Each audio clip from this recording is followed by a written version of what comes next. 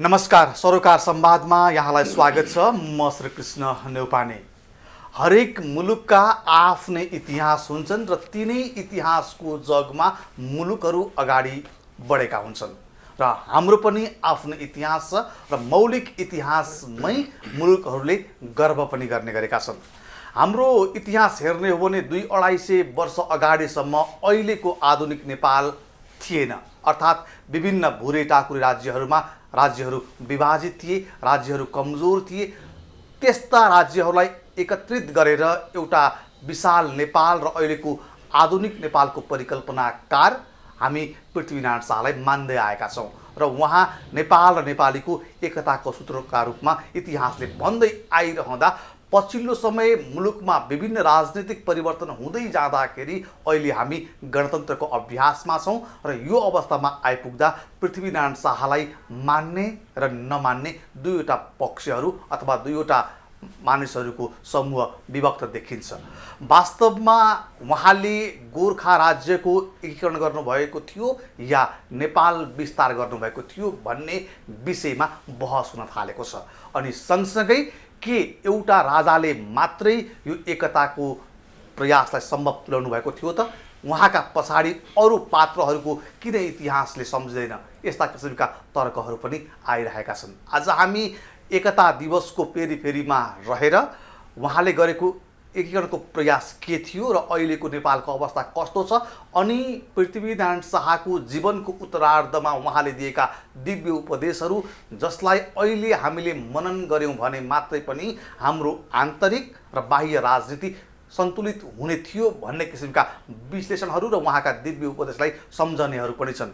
हामी उहाँका दिव्य उपदेशलाई कसरी सम्झनुपर्छ, यो विषय सँगसँगै अहिले सडकमा गणतन्त्रका विरुद्धमा उठेका आवाजहरू छन्, ती आवाजहरूलाई चाहिँ कसरी सम्बोधन गरिनुपर्छ र ती आवाजहरू किन उठिरहेका छन्, यो विषय पनि जोड्ने प्रयास गर्नेछौँ।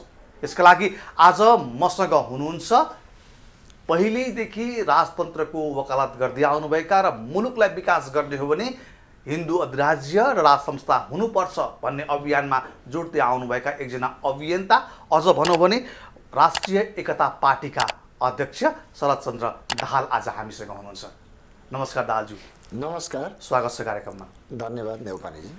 अब एकता दिवस भन्छौँ, कसैले पृथ्वी जयन्ती भनिन्छ। वास्तवमा यो एकता दिवस हो कि पृथ्वी जयन्ती हो? यो कसरी मान्नुपर्ने यसलाई? अब यो हाम्रा वीर पुर्खाहरूले आर्जेको मुलुक र त्यो तितर भएको टुटफुट भएको फेडरल सिस्टमबाट टुक्रा टुक्रा भएको सानातिना राज्यहरूलाई एउटै बनाउने काममा हाम्रा वीर पुर्खाहरूले पृथ्वीनारायण शाहलाई सम्पूर्ण किसिमको सहयोग गरेर एकीकरणको लागि अगाडि सारेको उहाँ पात्र भएको हुनाले उहाँ महानायक, राष्ट्रनायक, एकीकरणकर्ता, महान व्यक्तित्व, तपाईँहरूको भाषामा बडा महाराज धिराज भएको हुनाले उहाँको दुईटै कुरालाई हामीले बराबर महत्त्वका साथ मान्नुपर्छ। अब एउटा व्यक्तिलाई यति साह्रो पूजा गर्दाखेरि, देवत्वकरण गर्दाखेरि उनीसँग जोडिएका अन्य पात्रहरू जस्तो एकीकरणका क्रममा जब पृथ्वीनारायण शाहले नेपाललाई चाहिँ एउटा सिङ्गो मुलुक बनाउनुपर्छ भन्ने सोच्दै गर्दाखेरि विशेनगरची भन्ने एउटा पात्र थियो जो अत्यन्तै गरिब पात्र, उसले 1 रुपैयाँ ल म सहयोग गर्छु सैन्य युद्धका लागि भन्दाखेरि त्यो 1 रुपियाँ पैसाको महत्त्व बुझे पछाडि उहाँले आर्थिक चाहिँ सङ्कलन गर्नुभयो र युद्धमा जानुभयो भन्ने इतिहासमा लेखेको छ। अब त्यस्ता किसिमका पात्रहरूलाई चाहिँ ओझेल पार्नु कतिको न्यायसङ्गत हुन्छ होला? बिल्कुलै न्यायसङ्गत हुँदैन, किनभने काले कामी, बाङ्गे सार्की र विशेनगरचीको चाहिँ एकीकरणमा यति ठुलो महत्त्व छ कि विशेनगरचीले 1-1 रुपियाँ दाम उठायो भने गोर्खाबाट 12,000 हुन्छ भन्ने किसिमको जुन दिव्य दृष्टि दिनुभयो, त्यो एउटा स्टार्टिङमा त्यो पृथ्वीनारायण शाहको दिमागमा आर्थिक सङ्कलनको एउटा पाटो चाहिँ उजागर भयो भने काले कामी र बाङ्गे सार्कीहरूले पनि हात हतियार बनाउने कुरामा हरेक कुरामा सहयोग गरेका थिए। यसरी हेर्दाखेरि पृथ्वीनारायण शाहले यस्ता जातिपाती दलित उच नीच वर्ग मान्दैनथे र ऊ समान दृष्टिकोण राख्थे र ऊ सच्चा नेपाली थिए। ऊ एउटा चाहिँ योग्य नायक थिए। उनीमा एउटा राजा हुने गुण थियो। त्यो राजा हुनको लागि 5 वटा गुण चाहिन्छ। ऊ चाहिँ दयालु हुनुपर्छ, कृपालु हुनुपर्छ, मिलनसार हुनुपर्छ, सबैलाई माया गर्ने हुनुपर्छ, धार्मिक हुनुपर्छ। सम्पूर्ण गुणले परिपूर्ण उसको चाहिँ एउटा स्ट्रङ टाइपको स्ट्रङनेस, बोल्डनेस सबै कुरा चाहिन्छ। अथवा राजाले गल्ती गर्दैनन् भन्ने किसिमको जुन बुझाइ छ भन्ने कुरा चाहिँ बेलायतको कुरा भयो। अब किङ इज इमर्जेन्सी लाइट भन्ने कुरा चाहिँ राजा कन्टिन्यू हुँदाका कुराहरू भए। तर नेसन बिल्डिङको कुरामा सर्वप्रथम एउटा आधुनिक राष्ट्र बनाउने कुरामा, त्यसलाई प्रजातान्त्रिकीकरण गर्ने कुरामा, त्यसलाई मोडर्नाइज गर्ने कुरामा चाहिँ पृथ्वीनारायण शाहले जुन किसिमको रोल प्ले गरे। पहिलो चरणमा त उनले युद्धमै समय बिताए। तर युद्धमा पनि उनले के गरेका छन् भने धेरै ठुलो क्षति नहोस् जनधनको भनेर भक्तपुरमा त त्यहाँ चाहिँ कस्तो गरेको छ भने उनको भाइ सूर्यप्रताप र वंशीधर पाण्डेलाई पठाउँदाखेरि तिमीहरूले त्यहाँ एकजना पनि मान्छे नमारिकन हैन कूटनीतिक तरिकाले त्यहाँ युद्ध जितेर भक्तपुरलाई आफ्नो अधीनमा राख्नु भनेको छ। काठमाडौँमा पनि ठुलो युद्ध भएको छैन। काठमाडौँमा पनि एउटा गुड रिलेसनका आधारमा उनले चाहिँ आफ्नै प्रिय पात्र छोरो जस्तो भएर यहाँका राजासँग सम्बन्ध राखेर इन्द्र जात्राको दिन राजाले सबै सिपाहीहरूलाई मताइदिएपछि उनी आएर सिंहासनमा बसेको अवस्थाहरू हो।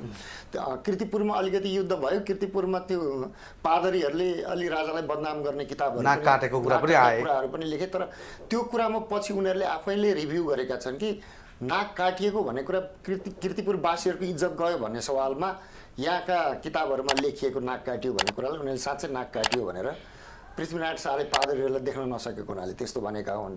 तर कसैको पनि नाक काटिएको होइन। अब सिपाहीहरूको नाकमा चाहिँ चोट लागेको कुराहरू हुनसक्छ भन्ने विश्लेषण छ। र पछि नेवार कम्युनिटीले त्यसलाई खोजी गरेर एउटा फिल्म पनि बनाए। त्यसमा उनीहरूले नाक काटिएको कुरा कतै पनि हाल्न सकेन। त्यसको प्रमाण छैन। भन्दा पृथ्वीनारायण शाह कूटनीतिज्ञ थिए, राजनीतिज्ञ थिए, बडा ठुलो योद्धा थिए। त्यही त त्यस्तो योद्धा थिए भने अथवा उनले चाहिँ यहाँले भने जस्तो जनधनको क्षति नै नगरी अलिकति चतुर्याई तरिकाले चाहिँ विजय हासिल गर्दै अगाडि बढिरहँदाखेरि त्यति बेलाका आदिवासी जनजातिहरूको राज्यहरू खोसिएका हुनाले पनि अहिले आदिवासी लगायतका केही समूहहरूले पृथ्वीनारायण शाहको एकीकरणलाई मानिराखेका छैनन्, त्यो अन्याय भनिरहेका छन्। त्यस्तो किसिमको आवाज चाहिँ किन उठिराखेको होला? त्यो पछिका पृथ्वीनारायण शाहका सन्तान दर सन्तानहरूले, म नेपाली जनतालाई भन्दिनँ, जनजाति आदिवासीलाई भन्दिनँ, उनका अनुयायीहरूले, उनका वंशजहरूले राम्रोसँग त्यो पृथ्वीनारायण शाहको दिव्य उपदेशलाई नै ग्रहण गरेनन्, अध्ययन नै गरेनन्। उनकै वंशले कि पृथ्वीनारायण शाहले के भन्न खोजेका थिए? पृथ्वीनारायण शाहले एकीकरण मात्रै गरेको हो र उनले त्यो एकीकरण गरिसकेपछि व्यवस्थापन पनि गरे।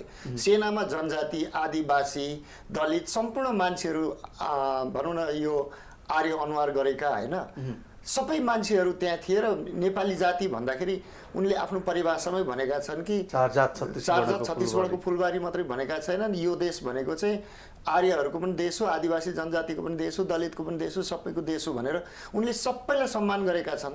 तर पछिबाट जब भीमसेन थापाको पालामा आइपुग्दाखेरि चाहिँ पृथ्वीनारायण शाहका सेनाहरूलाई तितर बितर गरेर तिब्बततिरको युद्धमा पठाएर भीमसेन थापाले आफ्नो सेना बनाउँदाखेरि चाहिँ अनि मगर जनरलहरू सबै मगर सेनाहरू सबै तहस नहस भएको छ। र पृथ्वीनारायण शाहले जुन किसिमले काम गर्दै थिए, भीमसेन थापाको पालामा आइसकेपछि त्यो गुटको राजनीति सुरु भयो र पुरानो जुन किसिमको सबैलाई मिलाएर लाने लगिराखेको कुरा थियो त्यसमा अलिकति ब्रेक भयो। अब पछि जङ्गबहादुर आइसकेपछि फेरि उनले आफ्नो किसिमले सेना बनाए। त्यो पनि फेरि अलिअलि बाँकी रहेको चिज पनि ध्वस्त हुँदै गयो।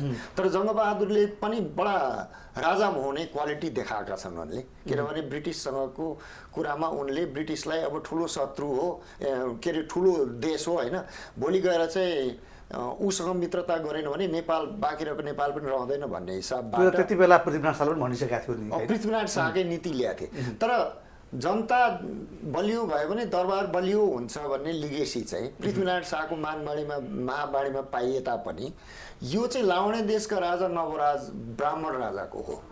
उनले चाहिँ जनता बलियो भए दरबार बलियो हुन्छ भन्ने नीतिका आधारमा विद्वानहरूलाई वृत्ति दिएर विद्वानको सल्लाहमा शासन गर्थे र लाउने देश भनेको अहिलेको साख हो।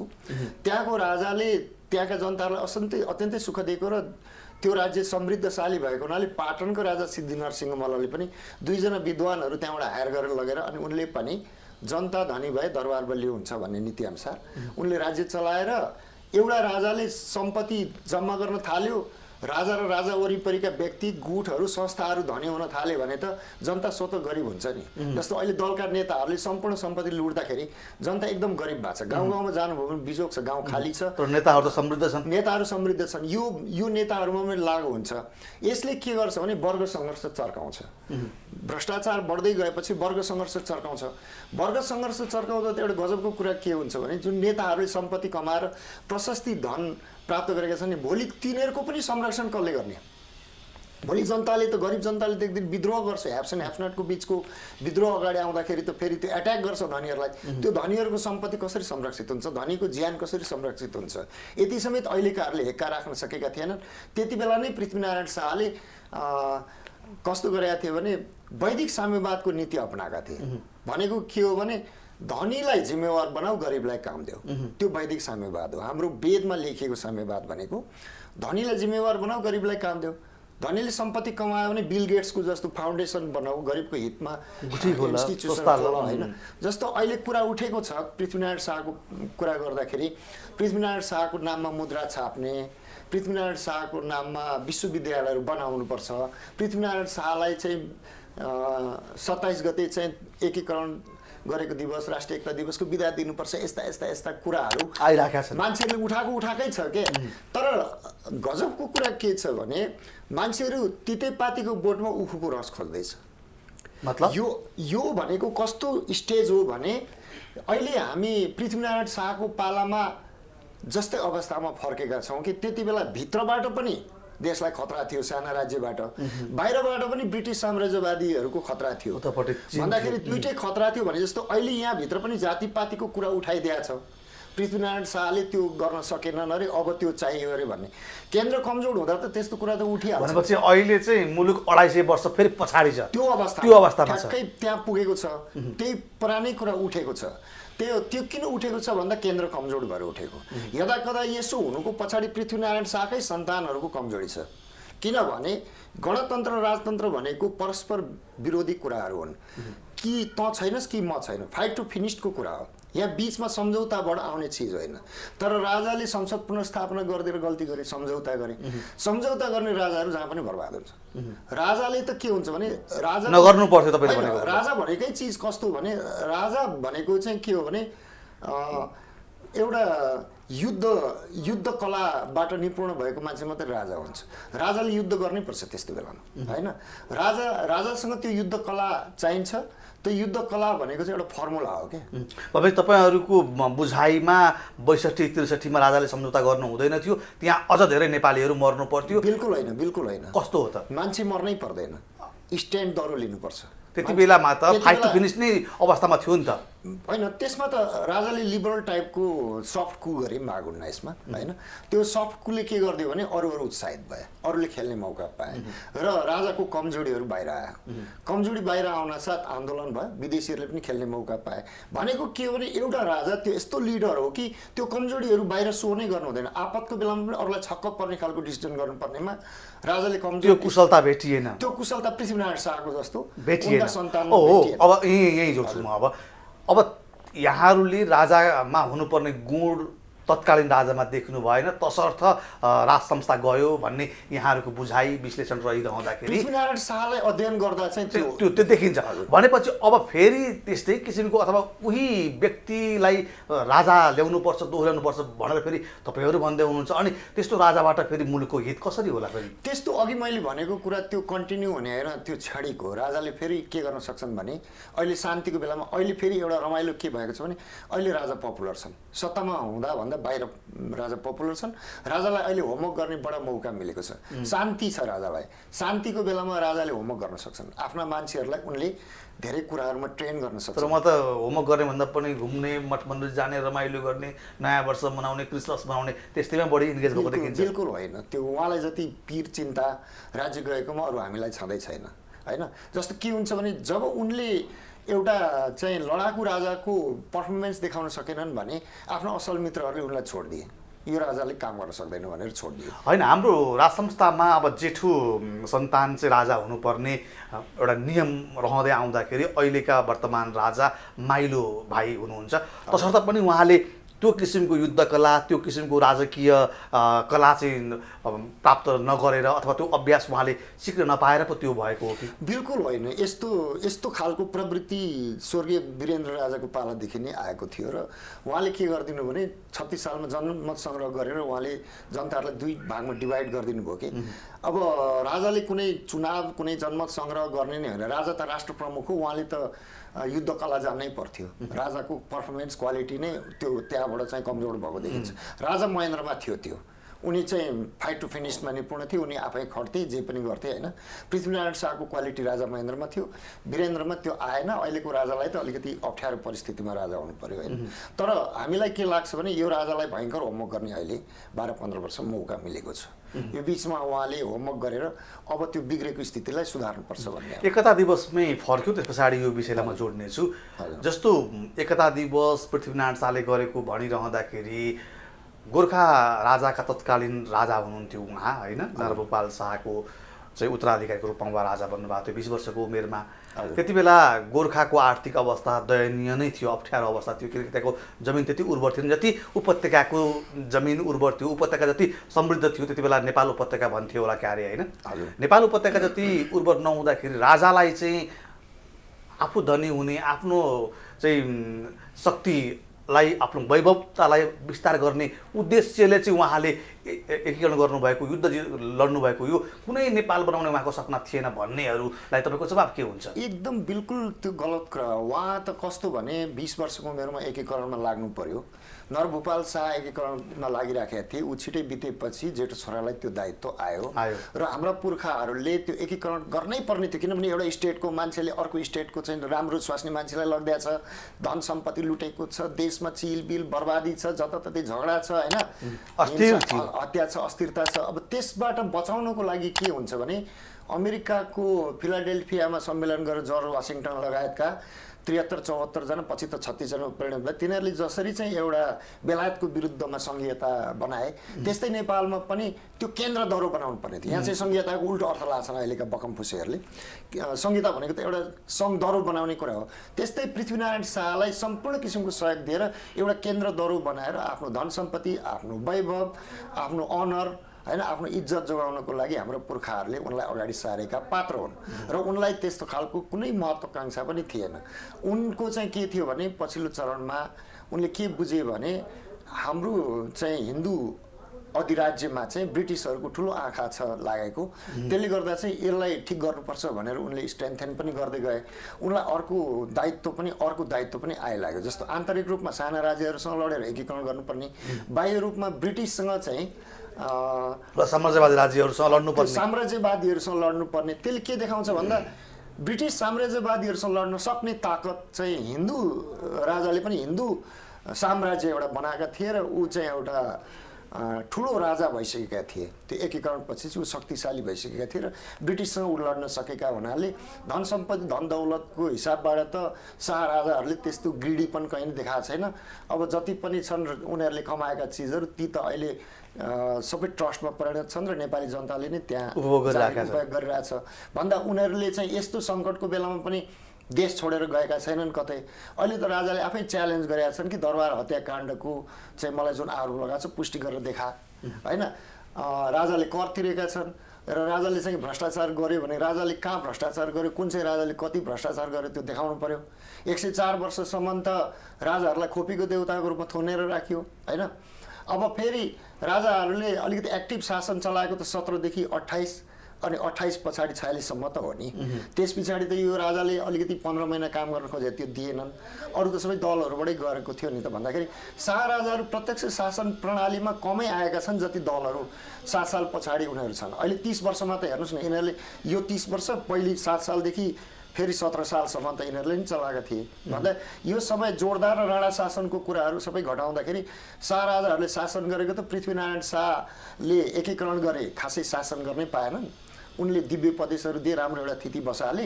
बहादुर शाहले अलिकति एकीकरण विस्तार गरे। त्यस पछाडिका राजाहरूलाई फेरि बाह्य रूपको आक्रमणहरू, ब्रिटिससँगको समस्या, तिब्बतसँगको लडाइँ, यताउता मिलाउँदै त्यो गएपछि जङ्गबहादुरको उदय भइहाल्यो होइन। भीमसेन थापाले एक छत्र केही गरी अरे भन्दाखेरि शाह राजाहरूलाई त्यसरी दोष दिने त ठाउँै छैन नि।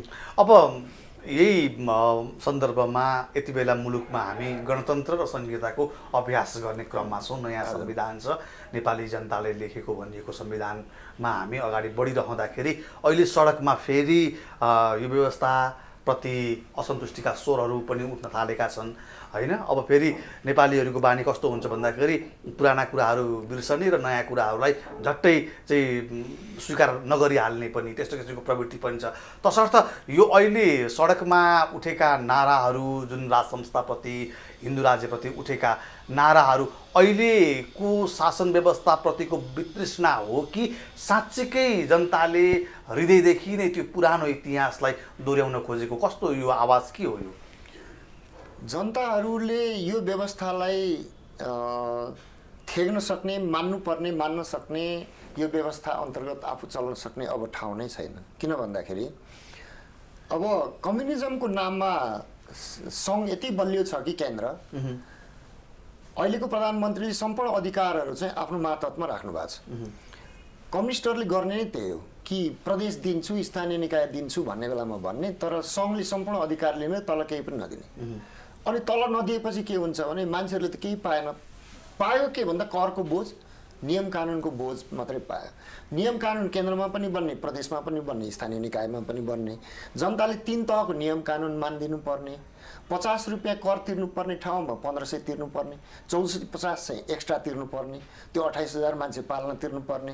यो कुरा जनताले बुझ्दै गयो। अब कम्युनिस्टहरूको नियत कस्तो छ भने जनताहरूलाई फेरि हाम्रो क्रान्ति पुगेको छैन, हामी जनवादमा पुगेको छैन, हामी अहिले जनताको बहुदलीय जनवादमा छौँ, 21औं शताब्दीको जनवादमा जानलाई त फेरि आन्दोलन गर्नुपर्छ, फेरि क्रान्ति गर्नुपर्छ, तपाईँहरू तयार हुनुहोस् भनिदिनु। फेरि तल गरिबीमा राख्ने, भुल्याइरहने, दुःख दिइरहने र त्यो मान्छे उफारिरहने, त्यो गरिब बनाइरहने र उफारिरहने, एउटा कन्फ्युजनमा पारिरहने, देशलाई कङ्गाल बनाइरहने र आफू लुटिरहने र केही नयाँ सामन्तहरू बनिरहने क्रममा कम्युनिस्टहरूले, संसारभरिका कम्युनिस्टहरू यसरी नै जान्छन्। त्यही अनुसार उनीहरू पनि गएका छन् र जनता अलिकति बुझ्ने जनताहरूले चाहिँ के गरिरहेछ भने यो कामलाई त नै के हो भन्ने टाइपको फिलिङ छ। भनेपछि अहिलेको कम्युनिस्ट सरकारले जसरी संसद विघटन गरिदिएर एक किसिमको अनिश्चिततामा राजनीतिलाई लगिदिएको छ, यसले त तपाईँहरूलाई फाइदै गरे होला होइन? त्यसो भने त एउटा यस्तो कुरा के हुन्छ भने अब जनताहरूलाई बुझाउन चाहिँ अलिक सजिलो भयो। पहिले चाहिँ कस्तो थियो भने हाम्रो 2 तिहाई भन्थे। अब 2 तिहाईमा के रमाइलो छ भने उपेन्द्र यादवलाई किन लात हानेर 15 सिटलाई बाहिर पारेको? 2 तिहाई थियो नि, खड्ग ओलीले किन सामान्य बहुमतको सरकार चलाएको भन्ने कुरा हामीले राम्ररी बुझ्नुपर्ने हुन्छ। यसले के देखाउँछ भने खड्ग ओलीलाई त्यो 2 तिहाई घाँडो भयो, त्यो शेरबहादुर देउवालाई पनि खतरा भयो, कमल थापालाई पनि खतरा भयो। त्यो 2 तिहाई, त्यो 2 तिहाईले त संविधान संशोधन गर्न सक्छ। उपेन्द्र यादवको पार्टी सङ्घीय समाजवादी पार्टीमा बाबुराम किन गयो? त्यहाँ फकाउन, मान्छे मिलाउन प्रचण्ड र बाबुराम भित्र मिलेको छ।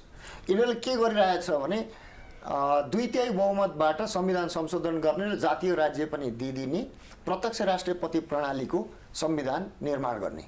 त्यसको लागि चाहिँ उनी चाहन्थे खड्ग ओली मरिहाल्लान्, 2-2.5 वर्षमा म प्रधानमन्त्री भइहाल्छु भनेर त्यो गरौँला भन्ने थियो। तर अहिलेका प्रधानमन्त्रीले चालेको कदम चाहिँ तपाईँहरूको लागि अनुकूल छ होइन? होइन, म भन्दैछु हाम्रो लागि अनुकूल प्रतिकूलको भन्दा पनि यिनीहरूको राजनीतिक विश्लेषण गर्दाखेरि यसरी चाहिँ संविधानलाई संशोधन गरेर जनवादमा 21औं शताब्दीको जनवाद भन्दै प्रत्यक्ष राष्ट्रपतिको प्रणालीमा जाने प्रचण्ड र बाबुराम उपेन्द्रहरूको लक्ष्य हो। त्यसमा विप्लव सबै त्यसलाई उहाँले तगारो लगाइदिनु भयो। यसमा खड्गप्रसाद ओली र शेरबहादुर देउवाले खड्गप्रसाद ओली प्रत्यक्ष, शेरबहादुर कमल थापा अप्रत्यक्ष ढङ्गले यिनीहरूले के गरिदियो भने यिनीहरूले संसद विघटन गरिदियो। 2/3 नजिकको 2/3 के भन्नु भनेपछि यसमा पछाडिपट्टि चाहिँ नेपाली कङ्ग्रेस र राप्रपा पनि छ। हो, अब तपाईँले चाहिँ राजावादीलाई फाइदा हुन्छ कि भन्ने क्वेसन गर्दै हुनुहुन्छ।